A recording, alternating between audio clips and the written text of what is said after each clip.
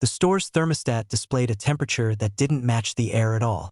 It read 72 degrees Fahrenheit, bright green numbers glowing above the cigarette rack. But the air inside the store felt like a freezer. Not the crisp kind of cold that comes from a winter night slipping in through the door. This cold had weight to it, pressed against my skin like wet cloth. My breath fogged faintly when I exhaled, a thin ghost that shouldn't have existed in a heated building. I rubbed my hands together behind the counter and looked again at the thermostat. 72 degrees Fahrenheit. Perfect room temperature. The humming refrigerator cases along the back wall clicked softly. Outside, the gas station canopy lights glowed through the dark like pale moons. The highway beyond them was empty. 2 in the morning always felt like the world had stopped breathing. I tucked my chin into my hoodie. "Stupid HVAC," I muttered. The heater should have been blasting. Instead, the air inside the store felt hollow, like the warmth had been scooped out. The front door chimed. I startled. A man stepped inside, bringing with him a gust of normal night air that somehow felt warmer than the store. He paused, rubbing his arms. "Jesus," he said. "You guys keep meat in here or something?" "So it's not just me," I said quickly. He laughed and wandered toward the drink coolers. "Thermostat says 72, I added. He glanced up at it. "Then your thermostat's lying." He opened the cooler door. Cold vapor rolled out and blended with the already chilled air. The difference was subtle, but I felt it. The cooler cold was clean, mechanical. The store's cold was something else. Something aware. I shook the thought away. Working night shifts does things to your brain. The man brought a bottle of iced tea to the counter. His name patch said Rick, though the jacket looked old enough that it might have belonged to someone else. He placed the bottle down. "You look like you're freezing," he said. "I am." He looked around the store again. "You alone tonight?" "Yeah." Rick scratched his beard thoughtfully. "You know what it feels like?" he said. "What?" He leaned closer. "Like when you walk into a house after someone died there." The words sent a prickle along my spine. I forced a laugh. "Comforting." He shrugged. "I'm serious. Air holds things." "What things?" He tapped the counter. "Moments. Feelings. You ever walk somewhere and suddenly remember something you hadn't thought about in years?" "Sure."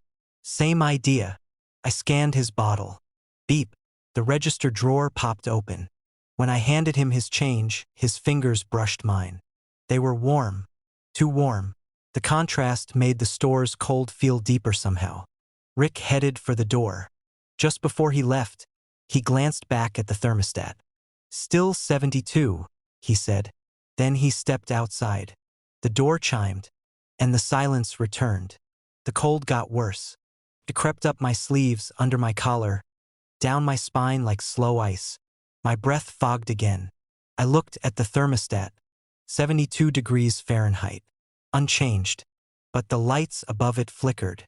Just once. The humming refrigerators deepened into a low vibration I could feel through the soles of my shoes. Something about the air had shifted. I rubbed my arms. That was when the smell reached me. Smoke. Faint. Burnt plastic. My chest tightened. I knew that smell. My stomach dropped. "No," I whispered. The air grew warmer. Not gradually. Suddenly. Like stepping too close to an oven. My skin prickled. I looked around the store. Nothing had changed. But the heat kept climbing. My throat felt dry. My heartbeat began to pound in my ears. And the smell of smoke thickened.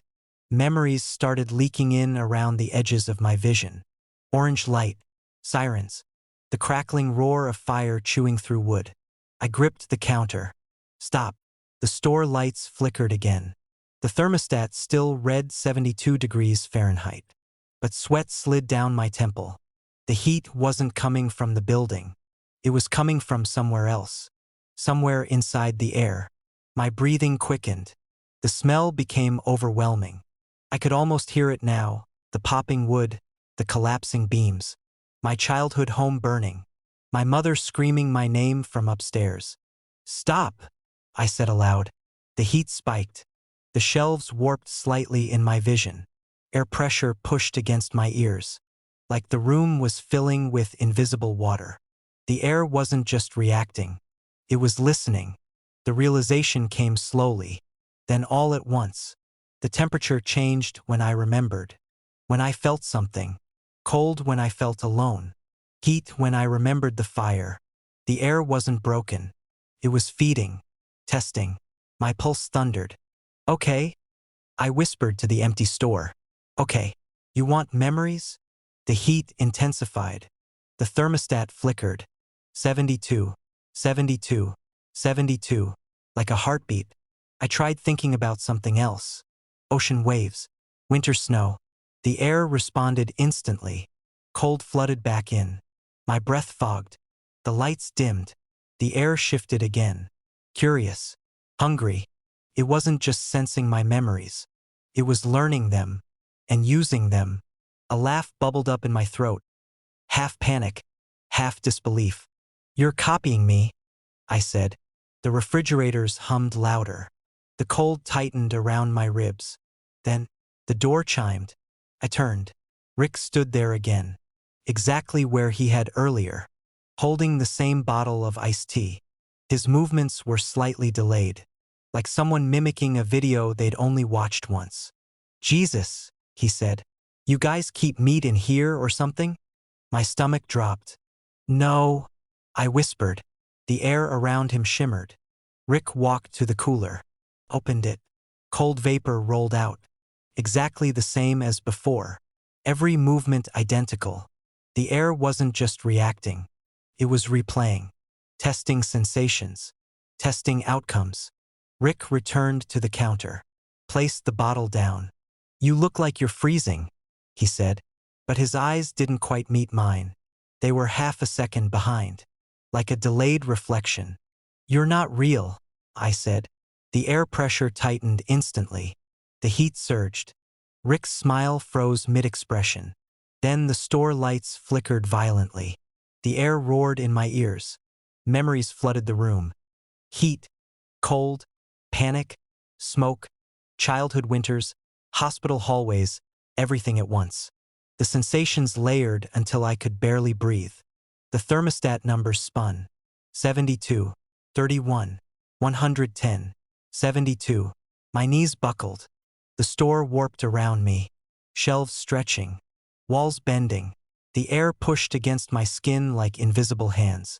It was trapping me inside sensation, inside memory, inside temperature. And then, everything stopped. Silence fell like a dropped curtain. The air returned to neutral. Perfect. Still. I looked up slowly. Rick was gone. The store was empty. The thermostat read 72 degrees Fahrenheit again. My breath didn't fog. My skin wasn't sweating. Everything felt normal. Almost too normal. I stared at the thermostat for a long time. Then something changed. The numbers flickered. Not temperature. Something else. For a fraction of a second, a different reading appeared beneath the temperature. A smaller line of text. Not degrees. A number. 1/7. The display blinked and returned to 72 degrees Fahrenheit. I swallowed slowly. Outside, headlights passed on the highway. For a moment I considered leaving, walking out, but as I stepped toward the door, the air inside the store shifted slightly colder, like a warning, like the building inhaling. Behind me, the thermostat flickered again, and though the numbers still read 72 degrees Fahrenheit, I could feel the air waiting, listening, preparing the next sensation. And somewhere inside the plastic casing of that thermostat, something quietly counted down. A customer returned an item I'd never seen, with our price tag on it. It was just after 4 in the morning, the hour when the store felt suspended outside the rest of the world.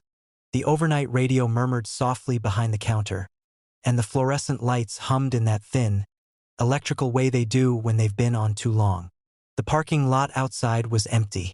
The road beyond it was darker than usual, a long strip of asphalt without passing headlights. I was halfway through reorganizing the impulse rack. Cheap batteries, travel tissues, those little packs of gum, when the door chimed.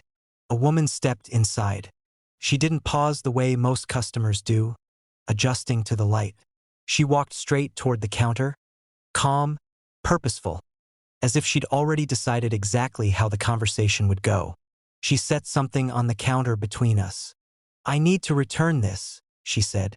Her voice was quiet but steady. I glanced down. The object was about the size of a paperback book, wrapped in a dull gray material that looked halfway between fabric and plastic. The surface had a faint woven texture, though when I touched it later I would realize the threads didn't actually exist. At first glance, I assumed it was some kind of electronic accessory case. Then I noticed the price tag. It was ours. Same white sticker, same thin red border, same slightly crooked alignment from our old labeling gun. Printed in small black numbers, $19.49. I frowned. "What is it?" I asked. The woman shrugged lightly. "I bought it here yesterday." I turned the object over. The tag had a barcode beneath the price, but there was no product name, no SKU, just a blank strip where the item description should have been. "That's strange," I said. She didn't reply. I picked up the scanner from the register and passed it over the barcode. Beep. The screen blinked, then displayed, "Item found," but the rest of the fields stayed empty. No product description, no department, no vendor, just a blinking cursor. "That's odd," I muttered. The woman slid a receipt toward me. "I have the receipt." The paper felt freshly printed, the ink still slightly glossy. I scanned the top line automatically. Store number, address, register number. Everything looked normal. Then I noticed the timestamp. October 12th, 2026, 2:17 a.m. I looked up at her. "It's March." She tilted her head slightly. "That's when I bought it. That's 7 months from now." She didn't look surprised, just patient, like someone waiting for a clerk to finish checking a price. I studied the receipt more carefully. The register number listed was Register 3. We didn't have a Register 3. There were only 2 registers in the store. Always had been. My eyes drifted back to the object. It sat perfectly still on the counter. Unremarkable. Except now that I was looking closely, the gray surface seemed subtly uneven, like the color wasn't fully settled. Not shifting exactly, just unsettled. I reached out and picked it up. It was heavier than expected. Warm too. Not warm like it had been sitting in someone's hands. Warm like something with its own internal temperature. "What's inside it?" I asked. "I never opened it," she said. Her voice hadn't changed. Calm, certain. I pressed lightly against the surface. The material gave under my thumb. Not much, just a slight depression. But when I lifted my thumb away, the surface slowly smoothed itself out again, like memory foam, except the indentation lingered longer than it should have. I turned it toward the overhead lights. For a second, just a second, I thought I saw shapes beneath the gray surface. Not objects, more like shadows moving behind frosted glass. I blinked. The surface returned to normal. "Do you remember which aisle it was in?" I asked. "No."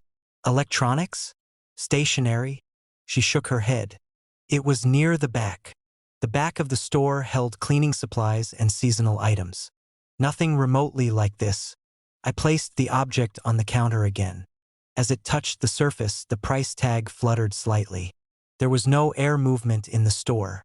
The air had been still all night. I pressed the scanner to the barcode again. Beep. The screen flickered. For a moment, less than half a second, text appeared. Then vanished. I stared at the display. "What did it say?" the woman asked quietly. "I'm not sure." I rescanned it. Beep. Nothing. Just item found again. But something about the screen felt wrong now. Like the register had briefly shown something it wasn't meant to. I glanced at the receipt again. The item line listed a name now. I was certain it had been blank before. But now the receipt clearly read, "Store item, $19.49. No category, no SKU, just that. Store item." I looked up. The woman was watching me very closely. "Do you want the refund?" I asked. "Yes." I hesitated. Technically, the receipt was valid. Technically, the barcode scanned. But something about the whole thing felt like the edges of reality weren't lining up properly. Still, store policy was simple. Receipt equals refund. I opened the register. The drawer slid out with its usual mechanical clack. But the screen above it flickered again. This time I saw the text clearly. Just one line. "Return accepted, register 3. My stomach tightened. There was no register 3. The woman extended her hand. I counted out the cash. She took it without checking the amount. Then she turned toward the door. Before she left, she paused. "Keep it," she said. I frowned. "You don't want it?" She shook her head. "You'll need it." Then she walked out into the parking lot. The door chimed softly behind her. The silence returned. I stood there for a long moment. The gray object sat alone on the counter. I didn't want to touch it again. But eventually curiosity won. I lifted it carefully. The warmth had increased. Not dramatically, just enough to notice. This time when I pressed the surface, the indentation didn't disappear immediately. Instead it spread slowly outward, like ripples under skin. The shapes beneath the material became visible again. Not shadows. Not exactly. They looked like shelves. Rows. My store. But wrong somehow. The layout was slightly different. The candy rack stood where the magazine display should be. There was a third register near the entrance, and someone was standing behind it. A figure in the same uniform vest I wore. Scanning items. Moving slowly, methodically. I turned the object away from the light. The shapes vanished. My breathing felt uneven now. I placed it on the counter again. This time the surface stayed slightly indented where my fingers had been. As if it remembered. The register screen flickered. A new message appeared. Inventory updated. Then another. Store item, location. Register 3. I stared at the object. Then slowly looked around the store. Everything seemed normal. 2 registers. Same shelves. Same layout. But for the first time in 3 years working here, the space near the entrance felt slightly wider. Like there was room for something that wasn't there. I looked back down at the object. The gray surface had flattened again. But the price tag had changed. The number still read $19.49. Only now, beneath it, in smaller text that hadn't been there before, was another label. Returned 4:12 a.m. I checked the clock above the cigarette rack. It read 4:11. The receipt printer suddenly whirred to life. A fresh strip of paper slid out.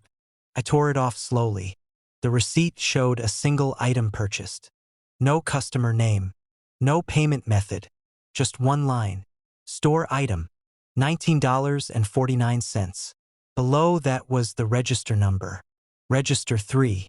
And beneath that, the cashier ID. I read the name twice before realizing why my hands had started shaking. Because the cashier listed on the receipt, the one who had just sold the item, was me.